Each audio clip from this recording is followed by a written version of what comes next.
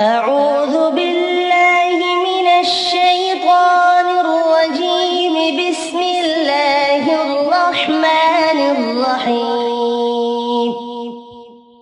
الرحمن علم القرآن خلق الإنسان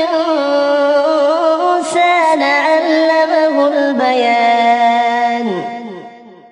الشمس والقمر بحسبان والنجم والشجر يسجدان والسماء رفعها ووضع الميزان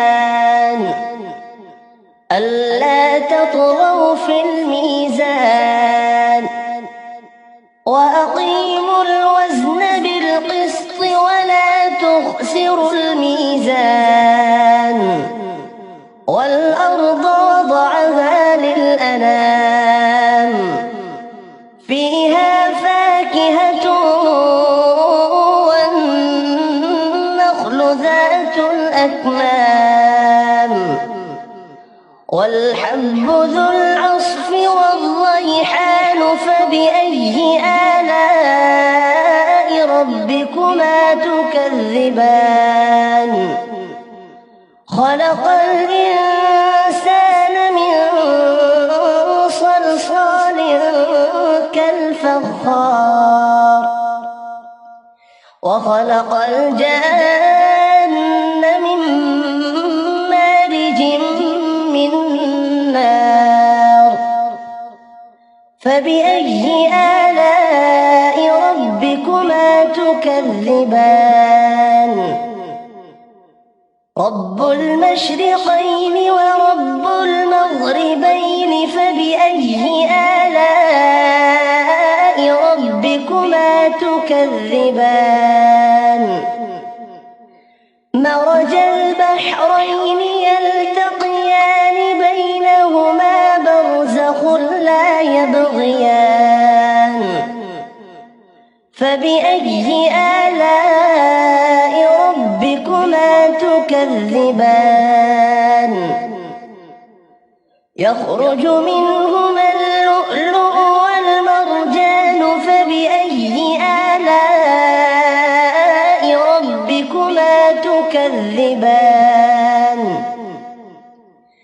وله الجوار المنشآت في البحر كالأعلام. فبأي آلاء ربكما تكذبان؟ كل من عليها فان ويبقى وجه ربك ذو الجلال والإكرام. فبأي آلاء ربكما تكذبان؟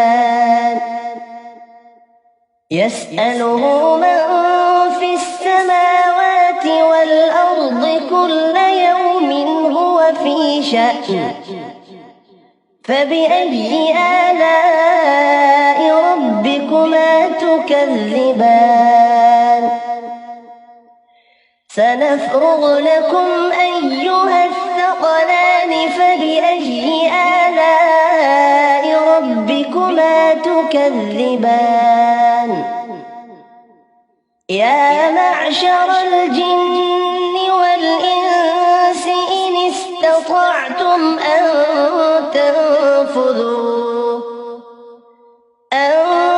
تنفذوا من أقطار السماوات والأرض فانفذوا لا تنفذون إلا بسلطان.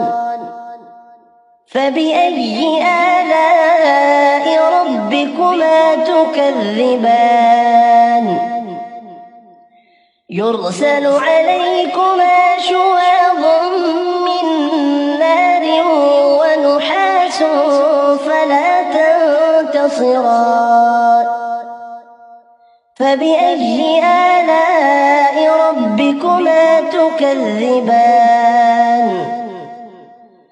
فإذا انشقت السماء كانت وردة كالدهان فبأي آلاء ربكما تكذبان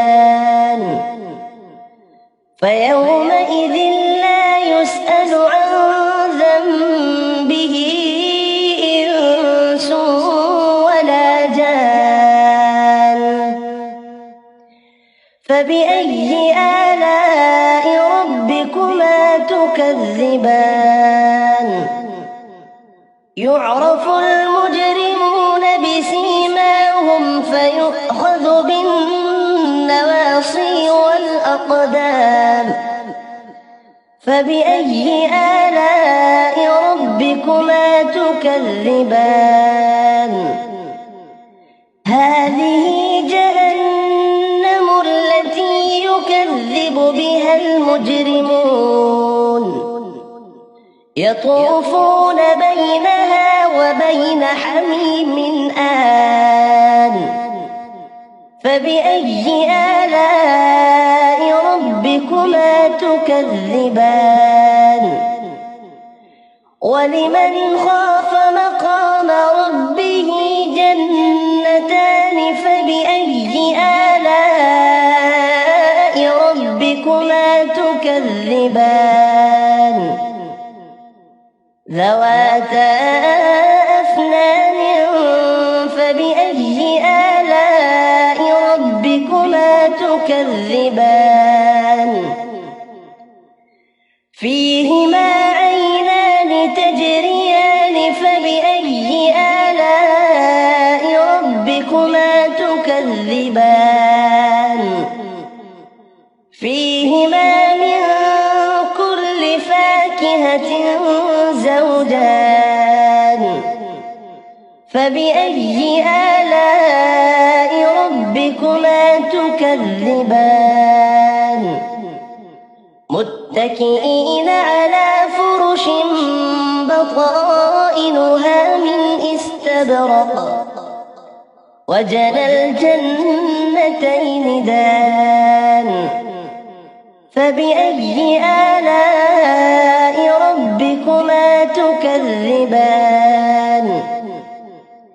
فيهن قاصرات الطرف لم يطمثهن إنس قبلهم ولا جان فبأي آلاء ربكما تكذبان كأنهن الياقوت والمرجان فبأي آلاء ربكما تكذبان هل جزاء الإحسان إلا الإحسان فبأي آلاء ربكما تكذبان ومن دونهما جنتان فبأي آلاء ربكما تكذبان مدهامتان فبأي آلاء ربكما تكذبان فيهما عينان نضاختان فبأي آلاء ربكما تكذبان فيهما فاكهة ونخل ورمان فبأي آلاء ربكما تكذبان فيهن خيرات حسان فبأي آلاء ربكما تكذبان حور مقصورات في الخيام فبأي آلاء ربكما تكذبان لم يطمثهن إنس قبلهم فبأي آلاء ربكما تكذبان متكئين على رفرف خضر وعبقري حسان فبأي آلاء ربكما تكذبان